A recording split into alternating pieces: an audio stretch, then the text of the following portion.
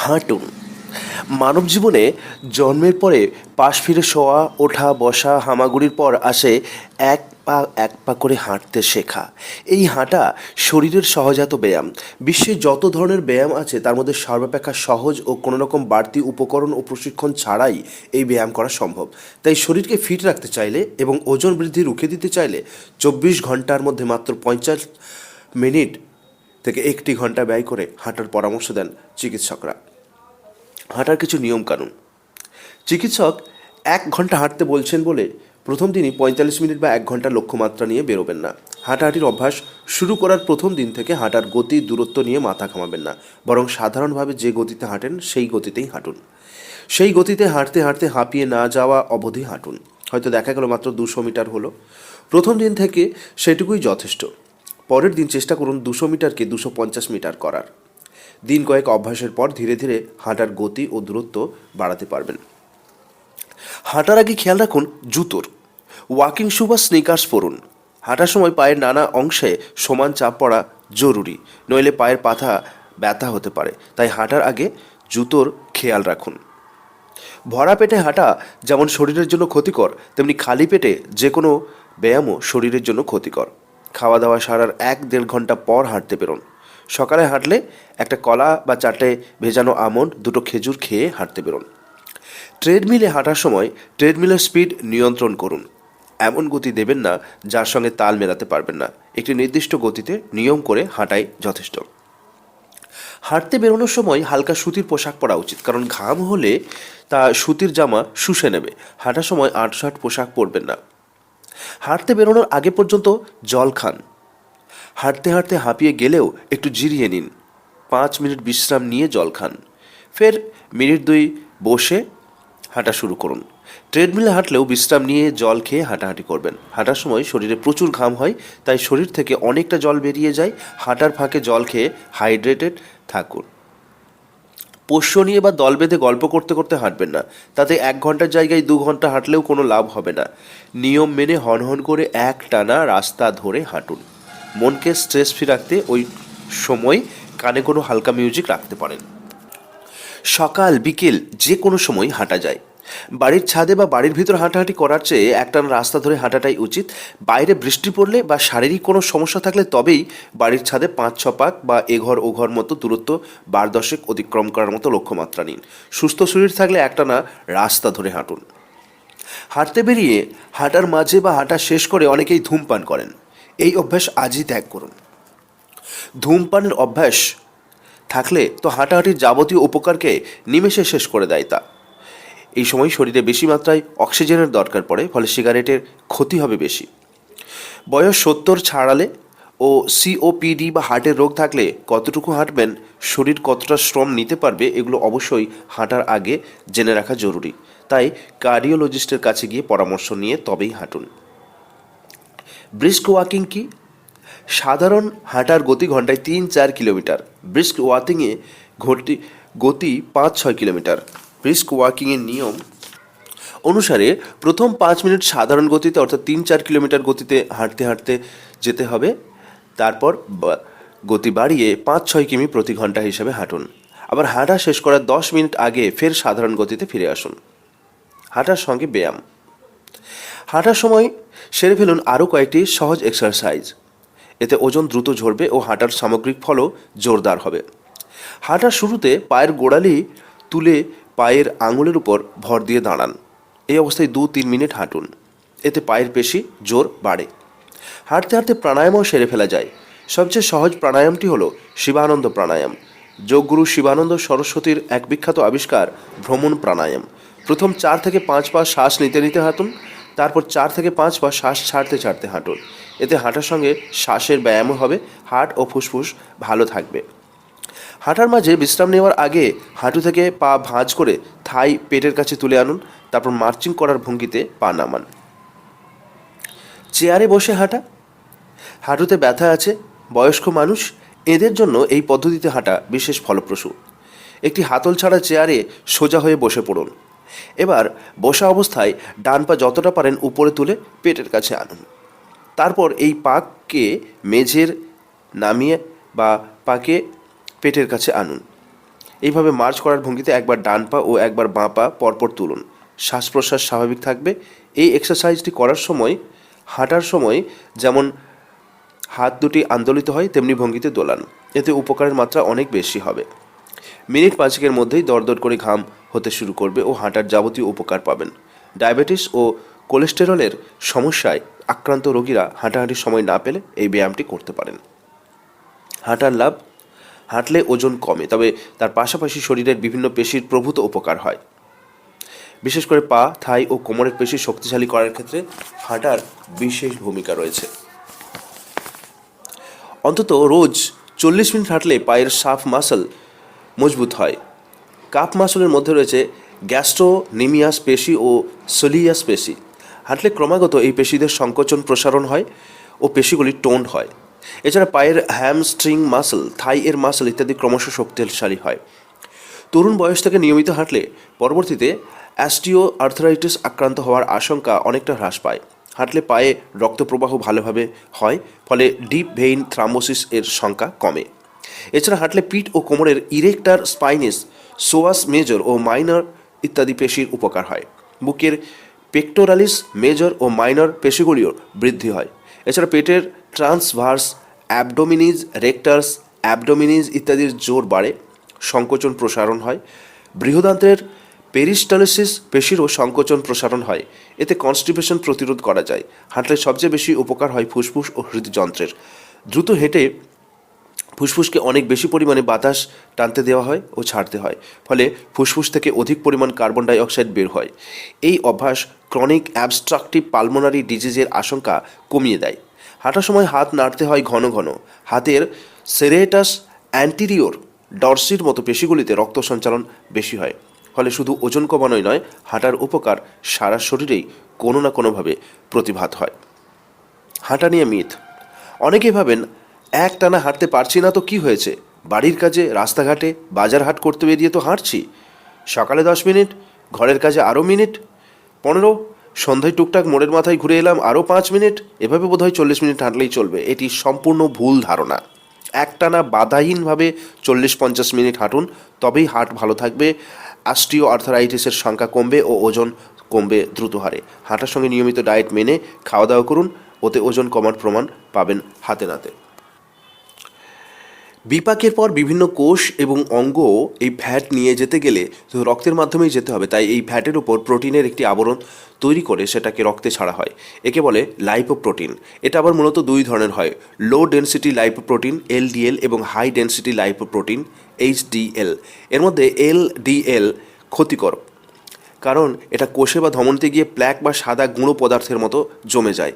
এই জমে যাওয়া প্ল্যাক থেকেই রক্ত সংবহনে সমস্যা তৈরি হয়, এমনকি রক্ত যেতে বেশি বাধা পেলে হার্ট অ্যাটাক বা স্ট্রোক পর্যন্ত হতে পারে। অন্যদিকে এইচডিএল বা ভালো কোলেস্টেরল, এটা অতিরিক্ত কোলেস্টেরলকে আবার লিভারে ফিরিয়ে নিয়ে আসে। উপযুক্ত প্রক্রিয়ার মাধ্যমে লিভার সেটাকে আবার কোলেস্টেরলে পরিণত করে জমিয়ে রাখে ভবিষ্যতে ব্যবহারের জন্য। খাদ্য থেকে কিভাবে ফ্যাট পাই? খাদ্য থেকে মূলত 4 প্রকারের ফ্যাট পাই আমরা। সেগুলিকে স্যাচুরেটেড ফ্যাট, ট্রান্স ফ্যাট বা হাইড্রোজেনেটেড ফ্যাট, মনোস্যাচুরেটেড ফ্যাট এবং পলি আনস্যাচুরেটেড ফ্যাট। এর মধ্যে স্যাচুরেট এবং ট্রান্স ফ্যাটের ঘরের সাধারণ তাপমাত্রার মধ্যে জমে যায়। সাধারণ ফ্যাটের মধ্যে হাইড্রোজেন প্রবাহ চালিয়ে তৈরি করা হয় ট্রান্স ফ্যাট। এগুলি মূলত জাঙ্ক ফুডে থাকে।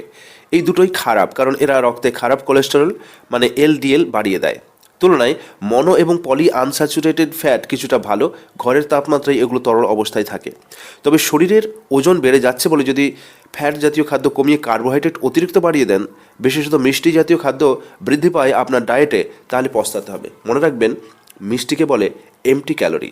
এটা থেকে শুধু ক্যালোরিই মেলে, পুষ্টিগুণের নামমাত্রটিও নেই। যদি হঠাৎ অতিরিক্ত শক্তির প্রয়োজন হয় তাহলে একটি মিষ্টি মুখে নিতেই পারেন, নচেত নয়। ভিগান খাদ্য কিভাবে চর্বি কমায়? American journal of clinical nutrition এ 2019 সালের নভেম্বর মাসে প্রকাশিত একটি স্টাডির উল্লেখ করা হয়েছে। উত্তর দিলেন মুম্বাইয়ের লাইফস্টাইল মেডিকেল প্র্যাকটিশনার ডক্টর রূপ সাহা। এই স্টাডি বলছে মূলত 6টি প্রক্রিয়ায় এই কাজ হাসিল করে ভিগান খাদ্য। ক, ক্যালোরি ডেন্সিটি কমিয়ে। খ, গাট মাইক্রোবায়োটা সিম্বায়োসিস উন্নত করে। গ, ইনসুলিন সেন্সিটিভিটি বৃদ্ধি করে। ঘ, ট্রাইমিথাইলামাইন এন অক্সাইড টিএমএও কমিয়ে, যেটা মূলত রেড মিট বা ডেয়ারি থেকে লিভারে তৈরি হয় এবং যেটা ধমনীকে রুদ্ধ করে দিতে সাহায্য করে, ও পারঅক্সিসোম প্রলিফোরেটর অ্যাক্টিভেটেড রিসেপ্টর পিপিএআরকে সক্রিয় করে এবং মাইক্রোকন্ড্রিয়াল আনকাপলিং প্রোটিনকে ওভার এক্সপ্রেস করে। ডক্টর রূপা সাহা জোর দিলেন থার্মিক এফেক্ট অফ ফুড এর উপর। প্রাণীজ খাদ্যের তুলনায় উদ্ভিদ থেকে পাওয়া খাদ্য হজম করতে শরীরকে বেশি ক্যালোরি খরচ করতে হয়, ফলে খাদ্যের ক্যালোরি এবং জমে থাকা ফ্যাট বা ক্যালোরি বেশি খরচ করে ওজন কমানোর সুযোগ থাকে। European journal of clinical nutrition এ 2023 সালের নভেম্বরে প্রকাশিত এক লেখার কথা উল্লেখ করে কলকাতার ভিগান নিউট্রিশনিস্ট সানা আগ্রওয়াল জানালেন, 2017-2019-এর একটি সময়সীমা পর্যন্ত ওয়াশিংটন ডিসি এলাকায় 244 জনের উপর এক সমীক্ষা করেন ইউনিভার্সিটি অফ উটার স্কুল অব মেডিসিনের গবেষকরা। 16 সপ্তাহের মধ্যে এই ট্রায়ালে ওই 244 জনকে দুটি গ্রুপে ভাগ করা হয়েছিল। 122 জনের একটি গ্রুপকে ওই সময় পুরো ভিগান খাদ্য দেওয়া হয়েছিল, বাকি 122 জনের কন্ট্রোল গ্রুপকে সাধারণ খাদ্য গ্রহণ করতে বলা হয়েছিল। কোনো নিয়ন্ত্রণ আরোপ করা হয়নি। সমীক্ষা শেষে দেখা যায় নাটস, শিম, কড়াইশুঁটি, হোল গ্রাইন নির্ভর ভিগান গ্রুপে অংশগ্রহণকারীদের এই সময় গড়ে প্রায় 5.9 কিলোগ্রাম করে ওজন কমেছে, আর নন ভিগান গ্রুপ এ তো ওজন কমেইনি, উল্টে কিছু ক্ষেত্রে বেড়ে গিয়েছে। ভিগান খাদ্য অবশ্যই ওজন কমাবে, কিন্তু সেই খাদ্য হতে হবে তেল বা জাঙ্ক ফুড বর্জিত। ভিগান নিউট্রিশনিস্ট ঋতিকা শাহ জানান, এখন আমাদের দেশে ভিগান পিৎজা বা আইসক্রিমের মতো জাঙ্ক ফুড তেমন মেলে না, কিন্তু ভবিষ্যতে এসব দেদার উৎপাদন হবে। এসব জাঙ্ক ফুড যে ফ্যাট কমাবে না সেটা খেয়াল রাখতে হবে। লিকুইড ডায়েট কতটা কার্যকরী? কেন আমাদের ওজন বাড়ে? এই প্রশ্নের উত্তরে বলা যায়, আলাদা কোনো অসুখ বিসুখ না থাকলে একজন ব্যক্তির ওজন বৃদ্ধির পিছনে দায়ী থাকে মূলত খাদ্যাভ্যাস এবং কায়িক শ্রমের অভাব। কেন? আসলে আমাদের শরীর গঠিত হয়েছে অসংখ্য কোষ দিয়ে। এই কোষগুলি নিরন্তর কাজ করে চলেছে, তার জন্য দরকার এনার্জি বা শক্তির। আবার এই যে আমরা হাঁটছি, খেলছি, ছুটছি, হাত পা নাড়ছি, তার জন্য দরকার এনার্জির। আর এনার্জি আসে খাদ্য থেকে। ফলে আমরা যখন খাবার খাই তখন শরীর শক্তি পেতে খাবারের মধ্যে থাকা কার্বোহাইড্রেট, প্রোটিন এবং চর্বিকে ব্যবহার করে। কিন্তু যখন আমরা খাবার খাওয়ার তুলনায় শারীরিক পরিশ্রম কমিয়ে ফেলি, তখন অতিরিক্ত ক্যালোরি চর্বি হিসেবে শরীরে জমতে থাকে এবং ফলে আমরা স্থূলকায় হয়ে পড়ি। অনেকেই ওজন কমানোর তাড়নায় শুধু লিকুইড ফ্যাটের ফলো করতে শুরু করেন। প্রশ্ন হলো, লিকুইড ডায়েট কি? অনেকে লিকুইড ডায়েট মনে ভাবেন মাস তিনেক ধরে শুধুই জল বা ফলের রস পান করা, অন্য কোনো খাদ্য গ্রহণ না করা। না, বিষয়টি মোটেই এমন নয়। লিকুইড ডায়েট এর ধারণা একটু আলাদা। বিকল্প খাদ্য শেক, কিছু ধরনের শেক থাকে যেগুলি শক্ত খাদ্যের বিকল্প হিসেবে কাজ করে। এই ধরনের শেক এ ক্যালোরির মাত্রা থাকে অল্প, অথচ মজুদ থাকে সব ধরনের পুষ্টি উপাদান। তবে সারাদিন একটি বা দুটি মিল এর বিকল্প হিসেবেই কাজে আসতে পারে এমন শেক। এই ধরনের শেক দিনে কতবার আর কত দিন একটানা খাওয়া যেতে পারে তা একমাত্র পুষ্টিবিদ বা ডায়েটিশিয়ানই বলতে পারেন। নিজের থেকে এমন ডায়েট ফলো করতে গেলে হিতে বিপরীত হওয়ার আশঙ্কা বেশি। আবার অনেকে ফলের রস পান করাকেও লিকুইড ডায়েট হিসেবে ধরেন, এমন ধারণা ভুল। তাই অবশ্যই ডায়েটিশিয়ানের পরামর্শ নিন। ডিটক্স ওয়াটার, আরেক ধরনের লিকুইড ডায়েটে প্রচুর পরিমাণ অ্যান্টিঅক্সিডেন্ট থাকে। এই ধরনের লিকুইড ডায়েট শরীর থেকে ক্ষতিকর উপাদান বের করে দিতে সাহায্য করে। মূলত বিভিন্ন ধরনের ফল, বিশেষত সাইট্রাস ফুড, কিছু প্রাকৃতিক ভেষজ সবজির উপর নির্ভর করে এই ধরনের লিকুইড থেরাপি। তবে এই ধরনের লিকুইডে কোনোভাবেই মিলে বা ব্রেকফাস্ট, লাঞ্চ বা ডিনারে বিকল্প নয়। সকালে উঠে খালি পেটে ঈষৎ উষ্ণ জলে মধু ও লেবু মিশিয়ে পান করেন অনেকে। এমন পানীয় হলো ডিটক্স লিকুইড। আবার গ্রিন টি এক ধরনের ডিটক্স পানীয়। এই ধরনের পানীয় মূলত খাদ্যাভ্যাসের পাশাপাশি পান করতে পারে। চিকিৎসকের প্রেসক্রাইব করা তরল ডায়েট, ভেজিটেবল বা চিকেন স্যুপ, নির্দিষ্ট মাত্রায় জল ও ফলের রস হলো এমনই চিকিৎসকের পরামর্শ গ্রহণ করার মতো লিকুইড ডায়েট। সাধারণত পেটের সমস্যা থাকলে বা বড় ধরনের শরীর খারাপের পর দ্রুত স্বাস্থ্যোদ্ধার প্রয়োজন হলে মূলত 3 ধরনের ডায়েটের পাশাপাশি এমন ডায়েট অনুসরণ প্রয়োজন হয়। তবে আরও বলছি, নিজের থেকে এই ধরনের ডায়েট অনুসরণ করা যায় না। অনেকেই জেদের বসে লিকুইড ডায়েট ফলো করতে গিয়ে বিপদ বাঁধান। দিনের পর দিন শুধু শেক খেয়ে থাকলে ধীরে ধীরে একজন ব্যক্তির পেশিতে টান অনুভব করতে পারেন। তাছাড়া ত্বক, চুল, দাঁত সহ দেহের রোগ প্রতিরোধ ক্ষমতাতেও পড়ে প্রভাব। দ্রুত সংক্রমণের আশঙ্কা বাড়ে, দেহ রুক্ষ হয়ে পড়ে, ক্লান্তি, মাথা ঘোরার লক্ষণও প্রকাশ পায়। অতএব লিকুইড ডায়েট কখনোই মূল খাদ্যাভ্যাসের বিকল্প নয়। তবে বেশ কিছু তরল খাদ্যকে রোজকার ডায়েট এ বুদ্ধি করে সামিল করতে পারলে ওজন কমানোর ক্ষেত্রে উপকার মিলতে পারে। লিকুইড টিপস, লাঞ্চ বা ডিনারের আধ ঘন্টা আগে 1 গ্লাস জল পান করলে পরিমাণে অল্প খাবার খেয়ে পেট ভরার অনুভূতি মিলতে পারে, তাই ওজন কমানোর চেষ্টা করলে এই টিপস ফলো করে দেখতে পারেন। মূল ডায়েটে স্যুপ এর পদ রাখুন, তাতে শরীর ক্যালোরি কম ঢুকবে। শেষ কথা, ওজন কমাতে ডায়েট কন্ট্রোল অবশ্যই জরুরি পদক্ষেপ, তবে ভ্রান্ত ডায়েটের ফাঁদে পড়লে স্বাস্থ্য ভেঙে পড়তে পারে, স্থায়ী সমস্যা তৈরি হওয়ার আশঙ্কাও থাকে। তাই ডায়েটিশিয়ানের পরামর্শে চলুন, এক্সারসাইজ করুন নিয়মিত, তাতেই ওজন ঝরবে ও সঠিক ওজন ধরে রাখা সম্ভব হবে। ঘুমিয়েও কি মেদ ঝরে? 1 বছর হলো একটি আন্তর্জাতিক কর্পোরেট অফিসে কাজ করছে শ্যামল। নাইট শিফট, অর্থাৎ রাতের ঘুমের তথৈবচ অবস্থা।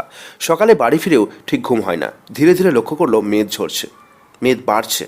খাদ্যাভ্যাসে কোনো পরিবর্তন আনেননি শ্যামল। রোজ অন্তত 20 মিনিট শরীরচর্চা বজায় রেখেছে, মদ্যপান ধূমপানও করে না। তাহলে মেদ বাড়ছে কেন? উত্তর খুঁজতে চিকিৎসকের কাছে যায় সে। ডাক্তারবাবু সব শুনে বুঝতে পারেন আসল রহস্য। পর্যাপ্ত ঘুম না হওয়ার জেরে তার এই দশা। ঘুমের সঙ্গে মেদের সম্পর্ক? রোগা হতে চাইলে, অর্থাৎ শরীর থেকে মেদ ঝরাতে চাইলে প্রয়োজন পর্যাপ্ত ঘুম।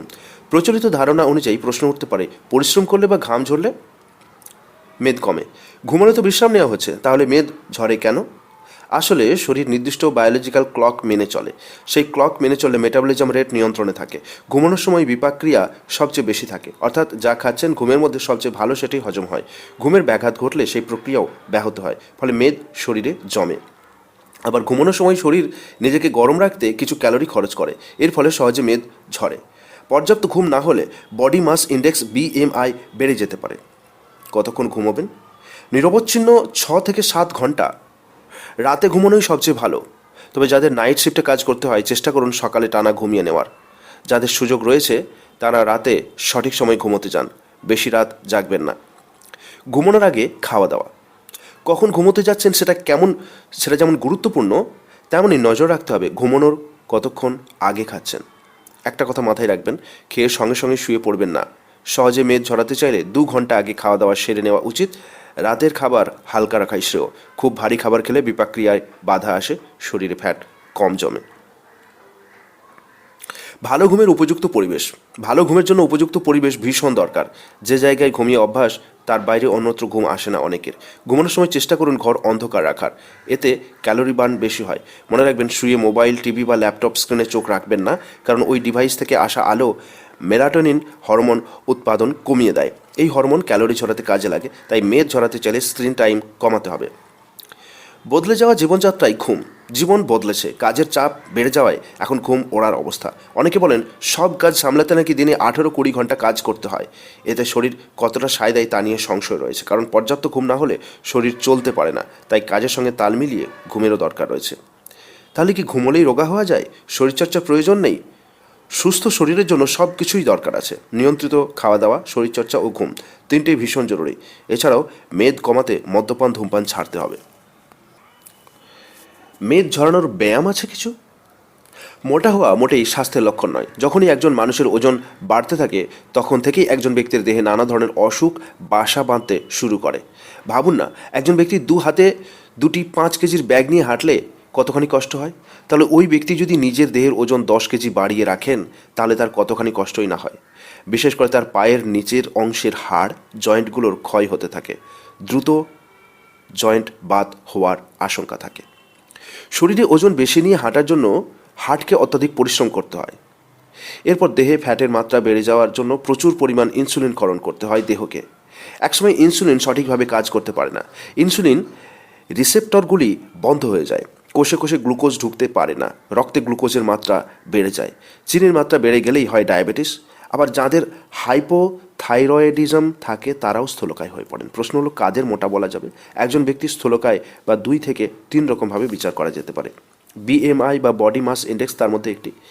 BMI মাপার উপায় হলো দৈহিক ওজনকে বা কিলোগ্রামকে দৈহিক উচ্চতায় বা মিটারে বর্গ দ্বারা ভাগ করা। অর্থাৎ BMI সমান ওজন বা কেজি ভাজিত উচ্চতা বা মিটার স্কোয়ার, অর্থাৎ kg by metre square. Asia মহাদেশে বসবাসকারী প্রাপ্তবয়স্কদের জন্য BMI 3টি ভাগে বিভক্ত। 18.5 এর কম BMI সাধারণত প্রয়োজনের তুলনায় কম ওজন থাকা নির্দেশ করে। 18.5 থেকে 22.9 এর মধ্যে BMI স্বাভাবিক ওজন নির্দেশ করে। 23 থেকে 24.9 রেঞ্জের BMI অতিরিক্ত ওজন নির্দেশ করে। 25-এর বেশি BMI স্থূলত্ব নির্দেশ করে। 29.9 অত্যাধিক বেশি ওজন। 30 থেকে 34.9 ওবিস ক্লাস 1, 35 এর বেশি ওবিস ক্লাস 2।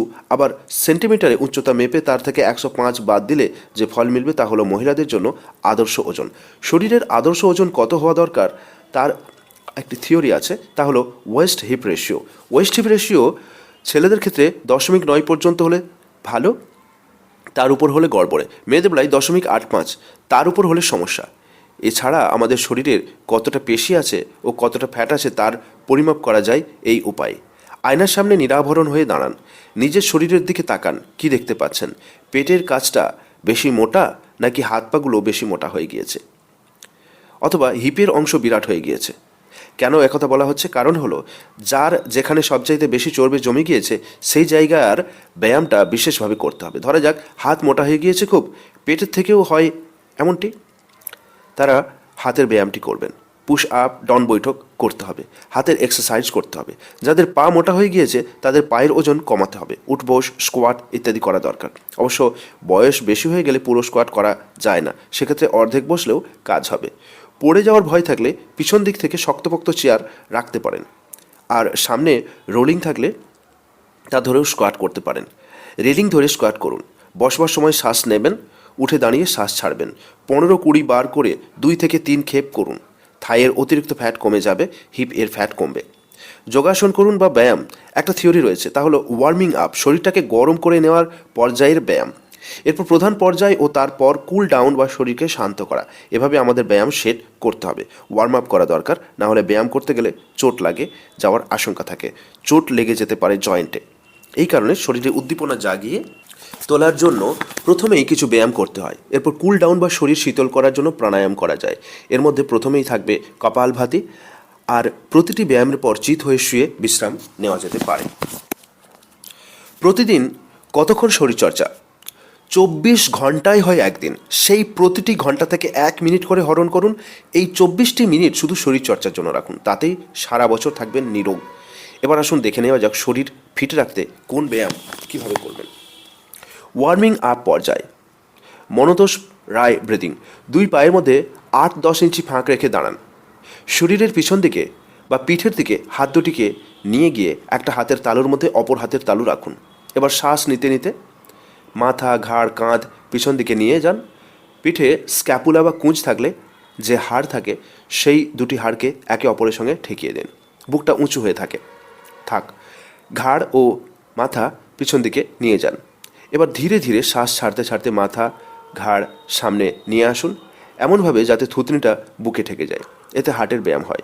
তার সঙ্গে ফুসফুসকে চাপ দিয়ে লাংস থেকে যতখানি সম্ভব হাওয়া বের করে দেওয়া হয়। তাহলে শ্বাস নিতে নিতে ঘাড়, মাথা পেছন দিকে নিয়ে যেতে হবে ও শ্বাস ছাড়তে ছাড়তে সামনে নিয়ে আসতে হবে। এভাবে 15-20 বার করতে হবে। এতে ডাবল চিন থাকলে তা কমে যাবে। এই প্রসঙ্গে জানিয়ে রাখি, এই ব্যায়ামের সঙ্গে থুতনিকে গলার কণ্ঠকূপে লাগানো হয়, তখনই তাকে যৌগিক ভাষায় বলে জলান্ধর বা বন্ধ মুদ্রা। অশ্বিনী মুদ্রা। চর্বি কমাতে, ফ্যাট কমাতে জলান্ধর বন্ধ মুদ্রা অত্যন্ত সাহায্য করে। আবার একই পদ্ধতিতে শ্বাস নিতে নিতে ঘাড়, মাথা পিছনে নিয়ে যাওয়ার সময় কখনো গলাও উঠে যায়, তখন রেক টামকেও শ্বাস নিতে নিতে ভিতর দিকে টানতে হবে। এই মুদ্রাকে অশ্বিনী মুদ্রা বলে। অর্থাৎ যখন শ্বাস নিতে নিতে ঘাড় পিছন দিকে নিয়ে যাওয়া হচ্ছে তখন অশ্বিনী মুদ্রা করা হচ্ছে। আরও একটু বিস্তারিত বলা যাক। গরু বা চতুষ্পদ প্রাণীরা মলত্যাগ করার পর মলদ্বারের সংকোচনও করে ও ফের ছাড়ে, ঠিক ওই রকমভাবে মলদ্বারকে কুঁচকে নিন ও ছাড়ুন। এই মুদ্রা বিশ্বশ্রী মনতোষ রায়ের আবিষ্কার। শিবানন্দ ভ্রমণ প্রাণায়াম। হাঁটুন, তবে তার সঙ্গে যোগ করুন প্রাণায়াম। 4 পা শ্বাস নিতে নিতে এগিয়ে আসুন, পরের 4 পা শ্বাস ছাড়তে ছাড়তে এগিয়ে যান। এইভাবে হাঁটুন 10-15 বার। দেখবেন 3 থেকে 4 মিনিট পরেই দরদর করে ঘাম হচ্ছে। যখন দেখবেন আর পারবেন না তখন আর বসে থাকবেন না, ধীর পায়ে হাঁটুন কিছুক্ষণ। তারপর একইভাবে প্রাণায়াম আবার করুন। প্রথম 3 মিনিট হাঁপিয়ে যাবেন, তারপর দেখবেন 5 মিনিট, 10 মিনিট, 15 মিনিট নিশ্চিন্তে হাঁটতে পারছেন। যারা হাঁটতে পারছে না তারা চেয়ার সিটিং ওয়াকিং ব্যায়ামটি করতে পারেন। এছাড়া করতে পারেন sitting side crossing. Sitting side crossing আসনটি অনেকটা পরিবর্তিত অর্ধ মৎস্যন্দ্রাসনের মতো। এই ব্যায়াম করার জন্য পা দুটিকে সামনে ছড়িয়ে বসুন। এবার দুটি পায়ের মধ্যে 2.5 থেকে 3 ফুট ফাঁক রাখুন। হাত দুটিকে দিয়ে শরীরের দুপাশে কাঁধ বরাবর তুলুন। এবারে প্রথমে বুক ভরে শ্বাস নিন ও ডান হাতটাকে বামে পায়ের বুড়ো আঙুলটাকে ছুঁতে পারে এমন অবস্থায় নিয়ে আসুন। বাম হাতটা পিছন দিকে ঘুরিয়ে দিন। এরপর শরীরটাকে এমনভাবে মোচড় দিন বা টুইস্ট করুন। এরপর এর সঙ্গে সঙ্গে কপালটা বাম হাঁটুতে লাগাবার চেষ্টা করুন। এবার শ্বাস নিতে নিতে সোজা হয়ে বসুন।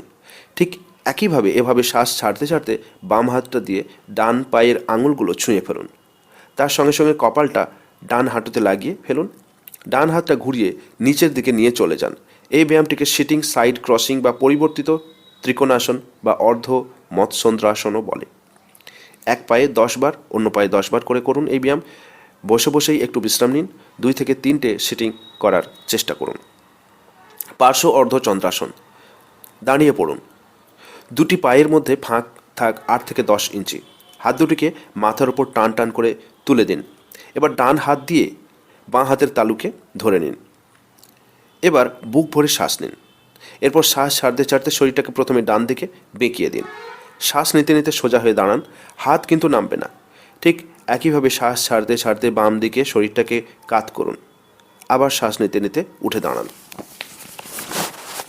এইভাবে বাম দিকে 10 বার ও ডান দিকে 10 বার, মোট 20 বার করতে হবে। পদহস্তাসন বা অর্ধচন্দ্রাসন। হাত একইভাবে উপর দিকে তোলা আছে। 2 পায়ের মাঝে আছে 10-15 ইঞ্চির ফাঁক।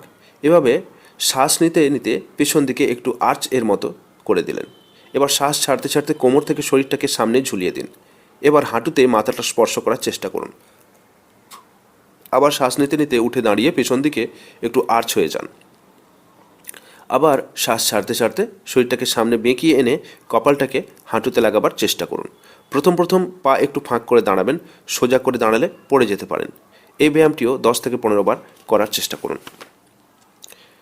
শয়ন পশ্চিমোত্তাসন, সিট আপ বা শয়ন পশ্চিমোত্তাসন। প্রথমে চিত হয়ে শুয়ে পড়ুন।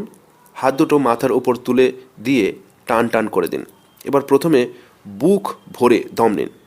এবার শ্বাস ছাড়তে ছাড়তে উঠে শরীরের উপরের অংশ অর্থাৎ কোমর থেকে হাত এই অংশটা নিয়ে এসে হাঁটুতে কপাল লাগিয়ে দিন। পর মুহূর্তে শ্বাস নিতে নিতে আবার শুয়ে পড়ুন।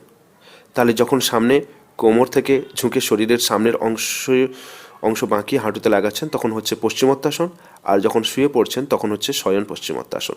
10 বার করে এমন 2 থেকে 3 সেট করার চেষ্টা করুন। পরে আরও বাড়াবেন। কোমরের জন্য খুব ভালো ব্যায়াম। এই ব্যায়ামে পেটের ফ্যাট কমে। হাফ নি বেন্ড। এই ব্যায়ামে 3টি আসনকে একসঙ্গে যোগ করা হয়। উপর হয়ে শুয়ে পড়ুন। শুয়ে পড়ার পর হাত দুটোকে বুকের দুপাশে আনুন। বুকের পেশির দুপাশে হাতের তালুকে এমনভাবে রাখুন যাতে আঙুলগুলো কাঁধ বরাবর থাকে। এবার প্রথমে শ্বাস নিতে নিতে কোমর থেকে শরীরের উপর পর্যন্ত টান টান করে নিন। এবার শ্বাস নিতে নিতে কোমর থেকে শরীরের উপর অংশ পর্যন্ত টান টান করে দিন। এবার হাতটাকে আর ওখান থেকে সরাবেন না। মনে করুন হাত দুটোকে কেউ পেরেক দিয়ে মাটিতে আটকে দিয়েছে। হাত ওখানেই রেখে দিন। এবার শ্বাস ছাড়তে ছাড়তে অর্ধ কর্মাসনের অবস্থানে চলে আসুন, অর্থাৎ হিপ অংশটি নিয়ে চলে আসুন একেবারে পায়ের গোড়ালির কাছে। আবার শ্বাস নিতে নিতে শুয়ে শ্বাস বন্ধ রেখে বুকটাকে উঁচুতে তুলে ভুজঙ্গাসনের ভঙ্গিতে পৌঁছন ও শ্বাস ছাড়তে ছাড়তে অর্ধকূর্মাসনের ভঙ্গিতে পৌঁছান। থাইরয়েডের অসুখে ব্যায়াম। যাদের থাইরয়েড আছে, হাইপোথাইরয়েডের সমস্যা আছে, তাদের জন্য ভালো আসন হলো বিপরীতকরণী। এই ব্যায়ামে মানুষের বয়সটাকেও আটকে রাখা যায়। থাইরয়েড, প্যারাথাইরয়েড গ্রন্থিরা খুব ভালো কাজ করে। পিটুইটারি গ্রন্থিরও উন্নতি হয়। বিপরীতকরণে চিত হয়ে শুয়ে পড়ে হাতের সহায়তা দিয়ে পা, কোমর, বুক, পিঠ তুলে নেওয়া হয়। এমনভাবে তুলতে হবে যাতে থুতনির কাছাকাছি বুক চলে আসে। পাগুলো উপর দিকে তোলা থাক, কোমরও উপর দিকে তোলা থাক, এমনকি হিপও উপর দিকে তোলা থাক, যেন হাত দিয়ে সাইকেল স্ট্যান্ডের মতো ধরা আছে। এভাবে 8-10 বার, 12-14 বার লম্বা লম্বা দম নেওয়া ছাড়ার কাজ করতে হবে। কপালভাতি। সুখাসন বা পদ্মাসনে বসুন। পিঠ থাকবে সোজা। এবার 2 হাতকে জ্ঞান মুদ্রায় বুড়ো আঙুল ও তর্জনী জুড়ে হাতের তালুকে আকাশের দিকে রাখুন। স্বাভাবিকভাবে শ্বাস গ্রহণ ও বর্জন করুন। শ্বাস ছাড়ার সময় পেট টানুন ভিতরের দিকে। দ্রুত শ্বাস গ্রহণ ও বর্জন করুন। এইভাবে 10 শ্বাস প্রক্রিয়া চালান। তারপর মিনিট 2 স্বাভাবিকভাবে শ্বাস নেওয়া ও কাজ ছাড়ার কাজ সারুন। 10 বার করে একটি ক্ষেপ করুন। প্রথমে 2টি সেট করুন, পরে সেটের সংখ্যা বাড়ান। মাটিতে বসে কপালভাতি না করতে পারলে চেয়ারে বসেও করতে পারেন। ওজন কমানোর আরও কিছু সহজ ব্যায়াম। Spot running. এক জায়গায় দাঁড়িয়ে ছুটে বেড়ানোর মতো ভঙ্গিমা করুন। এছাড়া এক জায়গায় দাঁড়িয়ে লাফাতেও পারেন। শুধু একটা ছন্দ মেনে চলুন। শ্বাস নিতে নিতে পা ছড়িয়ে দিন। একই সঙ্গে হাত দুটো মাথার ওপর তুলে হাততালি দেওয়ার ভঙ্গিতে তালু দুটো স্পর্শ করুন। আবার শ্বাস ছাড়তে ছাড়তে দুটো পা জোড়া করে হাত দুটোকে নামিয়ে নিয়ে থায়ের একটা তালি মারুন। এভাবে করুন মিনিট 5। খাদ্যাভ্যাসেও নিয়ন্ত্রণ। অতিরিক্ত ভাজাভুজি মিষ্টি কম খাওয়ার চেষ্টা করুন।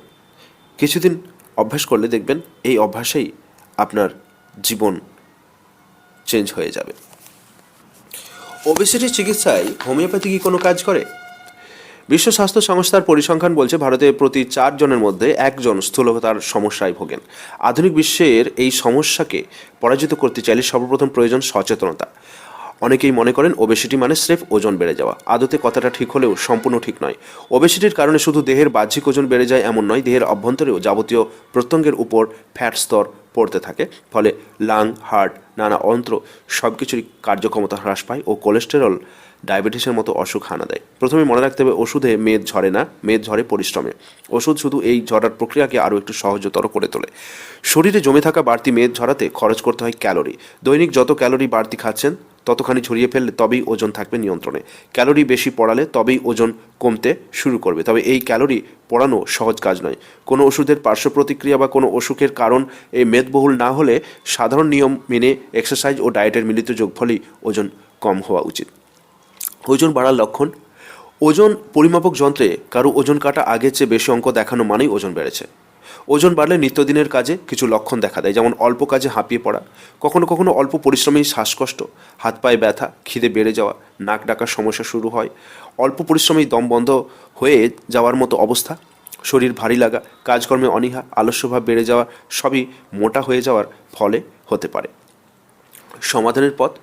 স্থূলতা দূর করতে সারাদিনের রুটিনে বিশেষ কিছু নিয়ম মেনে চলুন। যেমন দিনে অন্তত 40-45 মিনিট যে কোনো প্রকার শরীরচর্চা করুন। হাঁটা, সাইক্লিং, সাঁতার, যোগাসন, যে কোনো একটি এক্সারসাইজ নিত্য রুটিনে রাখুন।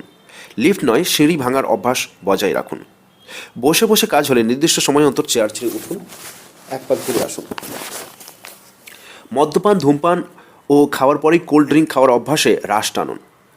জীবন থেকে কিছু ভুল বাদ দিন, যেমন দুপুরে খাওয়ার পর ভাত ঘুম নয়, কথায় কথায় ফাস্টফুড নয়, রোজ মাংস খাবেন না, পারলে মাটন খাওয়ার হ্রাস টানুন, খেতে খেতে জল খাবেন না, বরং খাওয়ার আগেই 1 গ্লাস জল খান, এতে পেট ভরা থাকবে।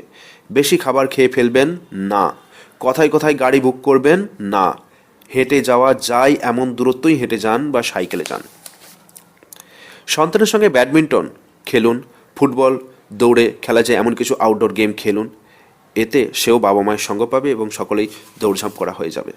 একা রেস্তোরাঁয় যাবেন না, এতে অনেকটা খাবার বাধ্য হয়ে একা খেতে হয়। টিভি দেখতে দেখতে খাবেন না, এতে কতটা খাবার খেয়ে ফেলছে সে খেয়াল থাকে না। একেবারে অনেকটা না খেয়ে ভাগে ভাগে খাবার খাওয়ার চেষ্টা করুন। অন্ততপক্ষে দিনে 4 থেকে 6 বার খাবার খান। অবসাদকে কাছে ঘেঁচতে দেবেন না। অবসাদের শিকার হলে দ্রুত চিকিৎসকের শরণ নিন। অবসাদে ওজন বেড়ে যাওয়া ও আজে বাজে খাবারের প্রতি আকৃষ্ট করার ক্ষমতা রাখে। মন খুলে হাসুন। শুনতে অবাক লাগলেও কেবল হেসেই মিনিটে 1.3 ক্যালোরি বার্ন করা সম্ভব। হোমিও সমাধান। নিত্যজীবনে কিছু নিয়ম মানলেই সাধারণ ওবেসিটিকে বাগে আনা যায়। তবে কোনো রোগের কারণে বা ওষুধের জোরে স্থূলতা এলে হোমিওপ্যাথি ওষুধ সেক্ষেত্রে ভালো কাজ করে। যেমন থাইরয়েড থেকে কেউ কিছুটা মোটা হয়ে যান, সেই সমস্ত ক্ষেত্রে রোগীকে আমরা লক্ষণ বুঝে ওষুধ দিয়ে থাকি। থুজা, ব্রায়োনিয়া, ক্যালোসিরা, রিয়া, আয়োড প্রভৃতি থাইরয়েডের সমস্যায় খুব ভালো কাজ করে। তবে তার সঙ্গে নির্দিষ্ট ডায়েট ও এক্সারসাইজও অত্যন্ত জরুরি। হোমিওপ্যাথি চিকিৎসা অত্যন্ত ভালো কাজ করে জিনগত ওবেসিটি ঠেকাতে। বংশগত কারণে কেউ হঠাৎ মোটা হয়ে যেতে শুরু করলে হোমিওপ্যাথির শরণ নেওয়া উচিত। অনেক সময় দেখা যায় হাত পা রোগা হলেও কোনো ব্যক্তির হঠাৎই ভুঁড়ি বাড়তে শুরু করেছে, একে বলে ট্রাঙ্কাল ওবেসিটি। হোমিওপ্যাথিতে ওবেসিটি প্রতিরোধের কোনো ওষুধ আলাদা হয় না। তবে ওবেসিটিতে কেউ আক্রান্ত হলে ক্যালকোরিয়া হার্ব, ফাইটোলেক্কা, ফুসকাস, ভেস, গ্রাফাইটিস ইত্যাদি ওষুধ প্রয়োগ করা হয়। রোগীর লক্ষণ বুঝে নির্দিষ্ট ডোজে এসব ওষুধ দিলে ওজন কমতে শুরু করে। তবে ওষুধের সঙ্গে খাওয়া দাওয়ার দিকেও কড়া নজর দিতে হবে। কী কী খাবেন? শরীরে গুড ফ্যাটের দরকার, তাই ফ্যাট পাত থেকে বাদ নয়, বরং কার্বোহাইড্রেট, ফ্যাট ও প্রোটিন মিলিয়ে মিশিয়ে সুষম ডায়েট করুন। ভাত রুটির তুলনায় মাছ, মাংস, ডিম বেশি করে খান। ফাইবারের পরিমাণ বেশি এমন খাবার পাতে রাখুন। দানা শস্যের মধ্যে আটা, পুরনো চাল, রাগি, জোয়ার খাওয়া ভালো। মরশুমি ফল ও সবুজ শাকসবজি খুব বেশি করে। নিজের ওজনের সমান পরিমাণ প্রোটিন প্রতিদিন ডায়েটে রাখা দরকার। তাই পাতে নিয়মিত রাখুন ডাল ও প্রোটিন জাতীয় খাবার। তবে ডালে ক্যালোরি বেশি, ডাল খেলে অন্য খাবার এর হ্রাস টানুন। কি খাবেন না? যে কোনো তেলই শরীরের জন্য ক্ষতিকর, তাই সামান্য তেলে রান্না সারুন। মাসে জনপ্রতি 650 মিলি তেলের বেশি তেল ব্যবহার করবেন না। এছাড়া ময়দা, অতিরিক্ত নুন, চিনি, ময়দা, অতিরিক্ত মাখন, ঘি, তেল, চর্বি জাতীয় খাবার, ঠান্ডা পানীয়, মদ, বেকারির খাবার, ফাস্ট ফুড ইত্যাদি এড়িয়ে চলতে হবে। খাবারের পরিমাণ কী হবে তা নির্ভর করবে ব্যক্তির জীবনযাপন, তার নানা অসুখ, ওজন ও উচ্চতার উপরে। নিজে নিজে ডায়েট ঠিক না করে পুষ্টিবিদের কাছ থেকে পরামর্শ নিয়ে ডায়েট ঠিক করে শুরু করুন জীবন। ঘরের কাজে ভুঁড়ি কমে? শরীরে সবচেয়ে দ্রুত মেদ জমে পেটে। দেহের বাকি অংশের মেদ ঝরানো যতটা কঠিন, ভুঁড়ি কমানো তার চেয়ে অনেক বেশি কঠিন। পেটে মেদ বেড়ে গেলে তা ভীষণই বিব্রত করার মতো বিষয়। কোনো ধরনের খাবারের কারণে পেটে মেদ জমতে শুরু করে তা সবার আগে মাথায় রাখা প্রয়োজন। সাধারণত মদ্যপান, মিষ্টি জাতীয় খাবার বেশি খাওয়া, তেলে ভাজা খাবার, সফট ড্রিঙ্কস, ফাস্টফুড, নিয়মিত রেড মিট খাওয়ার মতো বিভিন্ন ধরনের খাবার পেটের মেদ বাড়িয়ে তোলার পেছনে বড় ভূমিকা পালন করে। এছাড়াও যখন একই তেল রান্নায় বারবার ব্যবহার করা হয় তখন সেখানে ট্রান্সফ্যাট উৎপন্ন হয়। এই ট্রান্সফ্যাট পেটের মেদ বাড়িয়ে দেয়। পেটের মেদ অতিরিক্ত জমে যাওয়ার আগেই সেটিকে নিয়ন্ত্রণ করা উচিত। তবে শুধুমাত্র উচ্চ চর্বিযুক্ত খাবারই পেটের মেদ বাড়ায় এমনটা নয়, আসলে বেশি ক্যালোরিযুক্ত যে কোনো খাবারই পেটের মেদ বাড়াতে পারে। আর একবার পেটে মেদ জমলে সেটা কাটিয়ে উঠে যাবে না এমন ধারণাও সম্পূর্ণ ভুল। স্বাস্থ্যকর জীবনযাপনের পাশাপাশি নিয়মিত শারীরিক কসরতই সহজেই মেদ কমিয়ে ফেলা সম্ভব। পেটের চর্বি কমানোর উপায়। পেটের চর্বি কমানো অনেকের ফিটনেস লক্ষ্যের একটি গুরুত্বপূর্ণ অংশ। ব্যায়াম ও ডায়েট এই প্রক্রিয়ার মূল উপাদান, কিন্তু গৃহস্থালির কাজও ওজন কমাতে সাহায্য করতে পারে। গৃহস্থালির কাজে ক্যালোরি পোড়ান। গৃহস্থালির কাজের সময় বিভিন্ন ধরনের শারীরিক ক্রিয়াকলাপ করা হয় যা ক্যালোরি পোড়াতে অত্যন্ত কার্যকরী। সাধারণ গৃহস্থালির কাজ এবং সেই কাজে কী পরিমাণ ক্যালোরি ক্ষয় হয় তা নিয়ে বিভিন্ন জনের মনে নানান প্রশ্ন রয়েছে। এক ঝলকে তা দেখে নেওয়া যাক। মেঝে ঝাঁট দেওয়া ও মোছা ঘন্টায় প্রায় 200-300 ক্যালোরি পড়াতে পারে। ভ্যাকুয়ামিং ঘন্টায় প্রায় 150 থেকে 250 ক্যালোরি পড়াতে পারে। বাগান করা ঘন্টায় প্রায় 250 থেকে 400 ক্যালোরি পড়াতে পারে। জানালা ও দেয়াল পরিষ্কার করা ঘন্টায় প্রায় 150 থেকে 300 ক্যালোরি পড়ে। রান্না করা ঘন্টায় প্রায় 100 থেকে 200 ক্যালোরি পড়াতে পারে। এই কাজগুলি ওয়ার্কআউটের মতো তীব্র না হলেও সামগ্রিকভাবে ক্যালোরি বার্নে সহায়ক। বহু গৃহস্থালির কাজের সময় শরীরের কোর পেশিগুলি সক্রিয় থাকে, যা পেটের পেশি শক্তিশালী ও টোন করতে সহায়তা করে, যেমন উত্তোলন ও বাহন করা। লন্ড্রি বাস্কেট উত্তোলন বা বাজারের ব্যাগ বহন করার সময় কোর পেশিগুলি সক্রিয় হয়। আলমারি পরিষ্কার এর উপর অংশ পরিষ্কার করার সময় কোর পেশিগুলি সক্রিয় হয়। এছাড়া সচেতনভাবে শারীরিক কার্যকলাপ বাড়ানোর মাধ্যমেও কোর পেশিগুলিকে সক্রিয় করা সম্ভব।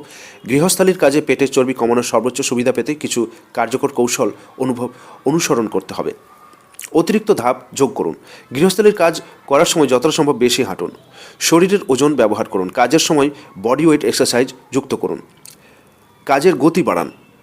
গৃহস্থালির কাজের সঙ্গে অন্যান্য ব্যায়ামের সমন্বয় যুক্ত করা সম্ভব, তাহলে বাড়তি ক্যালোরি ঝরাতে অত্যন্ত সহায়ক হতে পারে। যেমন কার্ডিওভাস্কুলার এক্সারসাইজ, হাঁটা, দৌড়ানো, সাইকেল চালানো, সাঁতার কাটার মতো কার্ডিও এক্সারসাইজ করুন। স্ট্রেংথ ট্রেনিং, মাংসপেশি গঠনের স্ট্রেংথ ট্রেনিংয়ের মাধ্যমে ক্যালোরি পড়ান। কোর নির্দিষ্ট ব্যায়াম, plank, Russian twist, bicycle crunch, leg রেইজের মতো ব্যায়াম করুন। যোগ ও পাইলেটস, কোর শক্তি ও নমনীয়তা বাড়াতে যোগ ও পাইলেটস অনুসরণ করুন। ব্যায়ামের পাশাপাশি ডায়েট ও জীবনধারা পেটের চর্বি কমাতে গুরুত্বপূর্ণ ভূমিকা পালন করে। কয়েকটি গুরুত্বপূর্ণ বিষয়: সুস্থ খাবার খাওয়া, ফল, সবজি, চর্বিহীন প্রোটিন, সম্পূর্ণ শস্য খান। পরিমাণ নিয়ন্ত্রণ, অতিরিক্ত খাওয়া এড়াতে কম পরিমাণে খাবার খান। হাইড্রেশন, প্রচুর জল পান করুন।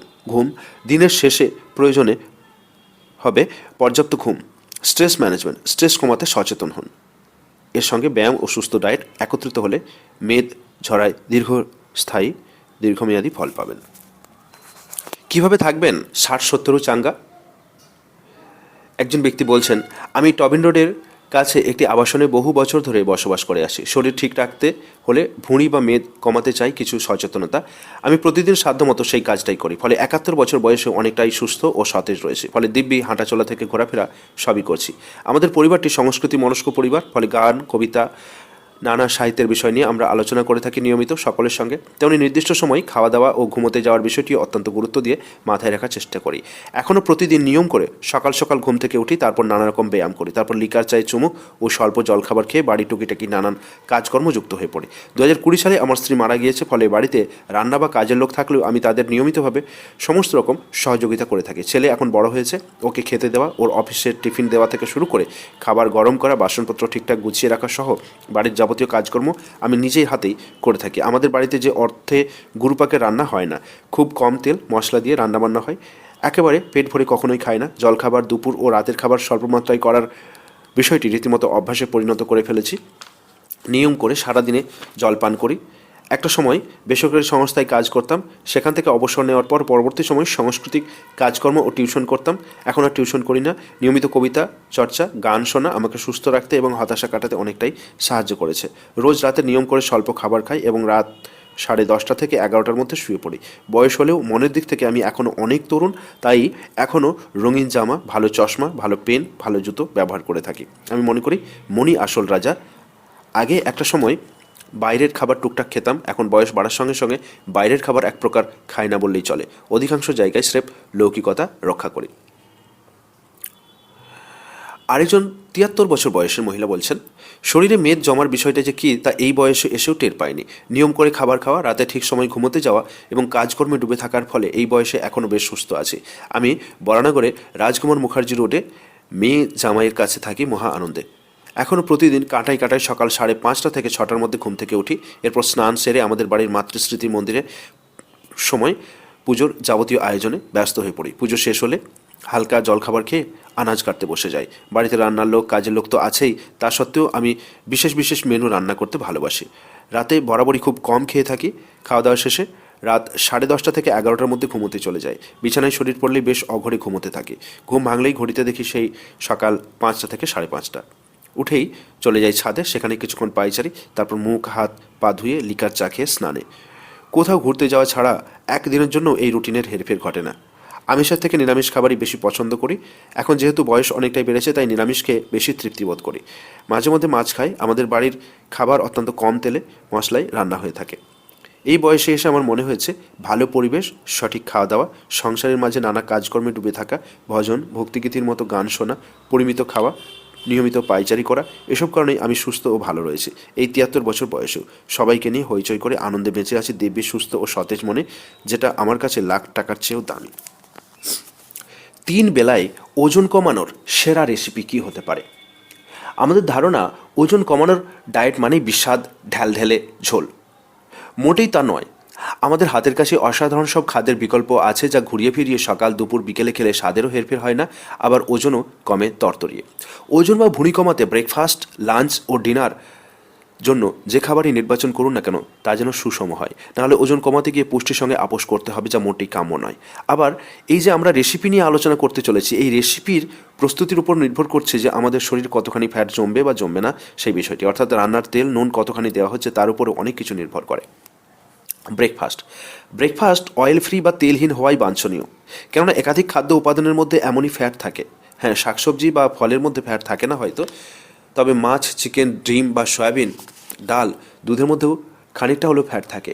সেই ফ্যাট শরীরের জন্য যথেষ্ট। তাই ব্রেকফাস্ট অয়েল ফ্রি থাকলেই ভালো। তাই সকাল সকাল অয়েল ফ্রি স্মুদি খেলে তো ওজন ঝরাতে অত্যন্ত উপকারে আসতে পারে। শশা আর দইয়ের স্মুদি। প্রধান উপাদান হলো শশা। এমনকি শশার খোসা না ছাড়ালেও চলবে, শুধু 2 দিকের মাথা ছাড়িয়ে একটু আঠা বের করে নিতে হবে। এরপর শশা, টক দই, কাঁচা আমলকি, দানা বাদ দেওয়া টমেটো, ধনেপাতা বা পুদিনা পাতা একসঙ্গে মিক্সার গ্রাইন্ডারে একবার ঘুরিয়ে নিয়ে খেতে পারেন। গরমকালেও এই স্মুদি অত্যন্ত উপাদেয়, কারণ পুদিনা পাতা ও দই এর যুগলবন্দি পেটে একটা ঠান্ডা ভাব নিয়ে আসে। তাছাড়া স্মুদিতে প্রচুর জল থাকে, তাই বডি কুলিং এজেন্ট হিসেবেও কাজ করে। সম্ভব গ্লাসে ঢেলে দেওয়ার খাওয়ার আগে গোটাচারেক চীনাবাদাম বা কাজু বাদাম যোগ করতে পারেন। এছাড়া স্মুদিকে আরও স্বাদু করে তোলার জন্য মধ্যে দেওয়া যায় চাট মশলা, রক সল্ট ইত্যাদি। প্রশ্ন হলো, এখন স্মুদি খেয়ে কী লাভ? একাধিক ভিটামিন ও খনিজ রয়েছে এই স্মুদিতে, ফলে পুষ্টির ঘাটতি হয় না।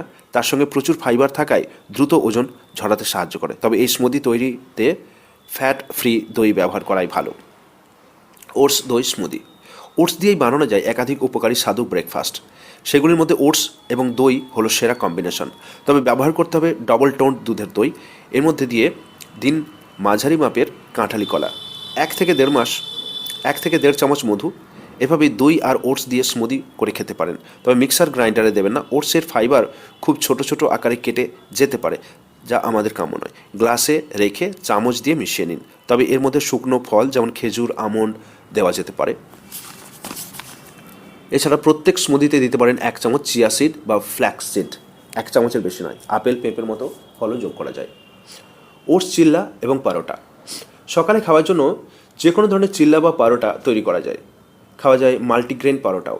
চিল্লার মধ্য দিয়ে দিতে পারেন ছোট ছোট করে কুচানো বিনস, টমেটো, ক্যাপসিকাম। তবে সবজিগুলোকে একটু ভাপিয়ে নিতে হবে। আর যে জল দিয়ে সবজি ভাপানো হবে সেই সবজি দিয়েই মাখাতে হবে ওটস। আর পরোটা তৈরির সময় সবজি ভাপানো জল দিয়ে মাপুন পরোটা। আর সবজিগুলি রোস্টেড মশলা দিয়ে ভালো করে মেখে পরোটার মধ্যে পুর হিসেবেও ব্যবহার করা যায়। এরপর নন স্টিকি প্যানে বা লোহার তাওয়ায় সামান্য জল দিয়ে পরোটা সেঁকে নিন। পরোটা খেতে পারেন রায়তা দিয়ে। লাঞ্চ। ওটসের খিচুড়ি। বাঙালিদের মধ্যে দুপুরে ভাত বা ওই জাতীয় খাদ্য খাওয়া বেশি পছন্দের, সেগুলি খিচুড়ি খাওয়াই যায়। সেক্ষেত্রে শুধু খিচুড়িতে চালের জায়গায় দিতে হবে ডালিয়া, ওটস। এছাড়া দিতে হবে প্রচুর সবজি, এমনকি চিকেনের ছোট ছোট টুকরো কিংবা সয়াবিনের খিচুড়িও মিশিয়ে দেওয়া যায়। যারা মাছ খান তারা অল্প তেলে মাছ ভেজে টিস্যু পেপার দিয়ে তেল টেনে নিয়ে খেতে পারেন। রান্নাটা প্রেসার কুকারে সেদ্ধ করে তৈরি করার কারণে প্রায় অয়েল ফ্রি লাঞ্চ খাওয়া যায়। তবে খাওয়ার সময় 1 চিমটে ঘি বা মাখন মিশিয়ে নিতে পারবেন, তাতে একটু স্বাদ বাড়বে। স্যালাড। অনেকে লাঞ্চে ভাত এড়িয়ে যেতে চান, সেক্ষেত্রে তারা মিক্সড স্যালাড আর চিকেন খেতে পারেন। স্যালাডে থাকুক লেবুর রস, শসা, পেঁয়াজ, খেতে ভালো লাগবে। তবেই টমেটো, গাজর, লেটুস খুব ভালো। এছাড়া ক্যাপসিকাম, ধনেপাতা, পুদিনা পাতা। তাই বলে ভাববেন না যে তন্দুর চিকেন খেতে বলা হচ্ছে। খেতে হবে নুন, গোলমরিচ, 1 চিমটে মাখন দিয়ে সেদ্ধ চিকেন। চিকেন সেদ্ধ করার সময় ধনেপাতা, পুদিনা পাতা দিতে পারেন, একটা ফ্লেভারও পাওয়া যায়। আবার ডালের ঘাটতি পূরণ করার জন্য চিকেনের সঙ্গে সেদ্ধ কাবলি দানা, মটর বা ছোলাও খেতে পারেন। শুনতে অদ্ভুত লাগলেও এই রেসিপি পেশির ক্ষয় করে না। আবার ওজন হ্রাসের সময় শরীরে জরুরি পুষ্টি উপাদানের ঘাটতি না করেও কয়েক কিলো কমাতে সক্ষম। আবার স্যালাড আর সিদ্ধ চিকেন সামান্য মাখন দিয়ে ফ্রাইং প্যানে সেদ্ধ করে নিতে পারেন। আবার ডালের ঘাটতি পূরণের জন্য সেদ্ধ কাবলি দানা, মটর অথবা ছোলা অথবা রায়তা খেতে পারেন। কে কতটা খাবেন কিন্তু দৈহিক উচ্চতা ও তার সারাদিনের কাজকর্মের উপর নির্ভর করে। তবে মোটামুটি 20 গ্রাম মাপে ছোলা মটর খাওয়া যায়। ভাত, ডাল। নিশ্চিন্তে যেমন ডাল, ভাত, মাছ, ডিম খাচ্ছিলেন এতদিন খেয়ে যান, শুধু ভাতের মাত্রা কমান। তার জায়গায় সবজি বা স্যালাড বেশি খেয়ে পেট ভরান। খাবার খাওয়ার মিনিট 15 আগে পান করুন 1 গ্লাস জল। কেউ সবজি দিয়ে কিনোয়ার খিচুড়ি খান, ওজন কমাতে কিনোয়া সাহায্য করে। ডিনার। ডিনারে বেশি মাত্রায় কার্বোহাইড্রেট এড়িয়ে চলতে পারলে লাভ, অর্থাৎ ভাত, রুটি এড়িয়ে চলা যায় তাহলে ভালো হয় রাতের দিকে চিকেন আর তার সঙ্গে গাজর, বিনস, আলু, টমেটো দিয়ে প্রেসার কুকারে একটু স্যুপ করে নিতে পারেন। এভাবে তেল ছাড়া চিকেন স্টু তৈরি করা সম্ভব। এই স্টু তার মাল্টিগ্রেনে পাউরুটি দিয়ে টোস্ট করে খেলে উপকার পাবেনই। কে কত গ্রাম চিকেন খাবেন বা তা একজন ব্যক্তির দৈহিক ওজন এবং তিনি কোন ধরনের কাজ করেন তার উপর অনেকখানি নির্ভর করে। তবে গড়ে 70-80 গ্রাম চিকেন এর স্টু খাওয়া যেতেই পারে। তবে খাওয়ার পর সঙ্গে সঙ্গে শুয়ে পড়বেন না। খাবার খাওয়ার অন্তত 1 থেকে 1.5 ঘন্টা পরে শোয়া উচিত। ডালিয়ার খিচুড়ি। ডিনারে ডালিয়ার খিচুড়ি খাওয়া যায় নিশ্চিন্তে। রাতে 3 থেকে 3.5 চামচ ডালিয়ার মুগ বা মুসুর ডাল, তার সঙ্গে বীজ, গাজর, কড়াইশুঁটি, ক্যাপসিকাম, ফুলকপি, সামান্য আলু, সবজি, ছোলা অথবা মটর যোগ করে খাওয়া যেতে পারে। আবার চাইলে যোগ করা যায় পনির বা চিকেন। এগুলো সবই অয়েল ফ্রি, প্রেশার কুকারে রান্না করা যায়। ডালিয়ার প্রচুর পরিমাণে ডায়েটারি ফাইবার থাকে, ফলে ওজন কমানো সহজ হয়। অখণ্ড মনোযোগ। আধুনিক যুগ, আমাদের সকলের হাতেই মোবাইল ফোন। বিশেষ করে করোনা মহামারী পরবর্তী সময়ে উন্মুক্ত হয়েছে ডিজিটাল প্ল্যাটফর্ম। পড়াশোনার ক্ষেত্রেও একটা বিকল্প ব্যবস্থা এসেছে। তবে তার মধ্যেও আমরা দেখতে পাচ্ছি আমাদের ছাত্রছাত্রীদের মধ্যে একটা অস্থিরতা তৈরি হয়েছে। ধৈর্য কমেছে অনেকখানি। কয়েক বছর আগেও বাবা মায়েদের কাছে মোবাইল ফোন সম্পর্কে সেভাবে তথ্য ছিল না, অথচ সেই সময়েও ছেলেমেয়েরা পড়াশুনোর জন্য বাড়ির বাইরে বেরোতো, টিউশনের জন্য যেত শিক্ষকের কাছে। তা সত্ত্বেও বাবা মায়েরা এতখানি উদ্বিগ্ন থাকতেন না। জানতেন ঘন্টা 2-3 পর শিক্ষক মশাইয়ের বাড়ি থেকে সন্তান ঠিকই বাড়িতে ফিরে আসবে। এখন স্মার্টফোন এসে গিয়েছে হাতের কাছে। চট করে ফোনে ধরা যায় সন্তানকে বা তার আত্মীয়কে, যখন খুশি কুশল সংবাদ নেওয়া যায় ঠিকই, তবে সেই আগের মতো ধৈর্য ধরার ব্যাপারটা নেই। বাকি সবার মতো ছাত্রছাত্রীদের উপরেও পড়েছে স্মার্টফোনের কুপ্রভাব। তাদেরও মনঃসংযোগ করার ক্ষমতা নষ্ট হচ্ছে। তাই ছাত্রছাত্রীদের এই একবিংশ শতাব্দীতে দাঁড়িয়ে মোবাইল ফোন যন্ত্র থেকে দূরে থাকতেই হবে, কারণ মানসিক স্বাস্থ্য বিপর্যস্ত করার ক্ষমতা রাখে স্মার্টফোন। অথচ সফল হতে হবে, মানসিকভাবে সুস্থ থাকতে হলে নিরন্তর মনঃসংযোগ বজায় রাখতেই হবে। বয়ঃসন্ধিকালে পড়ুয়াদের মধ্যে মনের গোপনে অনেক কথা জমে থাকে। আজকাল সেই কথা শোনার মতো সত্যিকারের উপযুক্ত বন্ধুও মেলে না। আজকাল মা বাবা উভয়ই চাকুরিরত, অনুপরিবার, বাড়িতে ঠাকুমা দাদু থাকে না, এমন একটা গোটা পরিবারে ভাঙা মন নিয়ে বসে থাকতে হয় সন্তানকে। বাবা মায়ের যে সঙ্গ পাওয়ার কথা তা পায় না সন্তান। আবার বাবা মা বাড়িতে ঢোকার পর সেই অফিসের কাজে ব্যস্ত হয়ে পড়েন বা মোবাইল ফোন নিয়ে নিজের মতো সময় কাটান।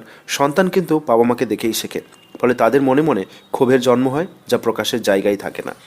আমাদের আবাসিক বিদ্যালয়ের পড়ুয়াদের বাবা মাকে তাই আমরা বলি, সন্তান বাড়ি গেলে তাকে আর পড়াশুনো নিয়ে বাড়াবাড়ি রকমের চাপ দেবেন না, বরং ওর সঙ্গে বেশি করে সময় কাটান। আমরা শুনেছি, প্রাপ্তে তু ষোড়শে বর্ষে পুত্রং মিত্রবদ চরত, অর্থাৎ সন্তানের বয়স 16 হলে তার সঙ্গে বন্ধুর মতো ব্যবহার করতে হয়। এখন আমরা যদি সন্তানের সঙ্গে কথা বলার মেশামেশার সময় না পাই, তাহলে সন্তান বন্ধু কখন হবে?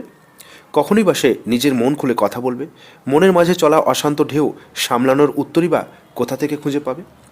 বিশেষত যে সমস্ত ছেলেমেয়ে একাদশ থেকে দ্বাদশ শ্রেণীতে ওঠে, বিজ্ঞান বিভাগ নিয়ে পড়াশোনা করে, তাদের বেশ কিছু প্রতিযোগিতামূলক পরীক্ষা দিতে হয়। পড়াশুনো সিলেবাস শেষ করার পাহাড় প্রমাণ চাপ থাকে। তার সঙ্গে পাড়া প্রতিবেশী, বাবা মা, শিক্ষক শিক্ষিকার প্রত্যাশার একটা চাপ থেকেই যায়। অতএব ছাত্রছাত্রী যদি প্রতিদিন পড়াশুনো প্রতিদিন না করে উঠতে পারে, তাহলে তাদের একটা বড় অংশ বোধগম্য হয় না। তখন এই ছাত্রছাত্রীরা সেই ঘাটতি পূরণে অফলাইন পড়াশুনোর মাধ্যমে ছেড়ে দিয়ে অনলাইন পড়াশুনোর মাধ্যমে যাওয়ার চেষ্টা করবে। আর এখানেই ছাত্রছাত্রী বেশিরভাগ ক্ষেত্রে করে ফেলে ভুল। দ্রুত ঘাটতি পূরণ করতে গিয়েই তারা ইন্টারনেটে ছড়িয়ে থাকা নানা ফাঁদে পড়ে যায়। বিশেষত নানা অনলাইন গেম, সিনেমা, খেলাধুলা দেখার জালে জড়িয়ে পড়ে তারা। তাই ছাত্রছাত্রীদের উদ্দেশ্যে বলবো, অফলাইনেই থাকলে ভালো। বইপত্র, নোটস হাতে ধরে পড়তে হবে।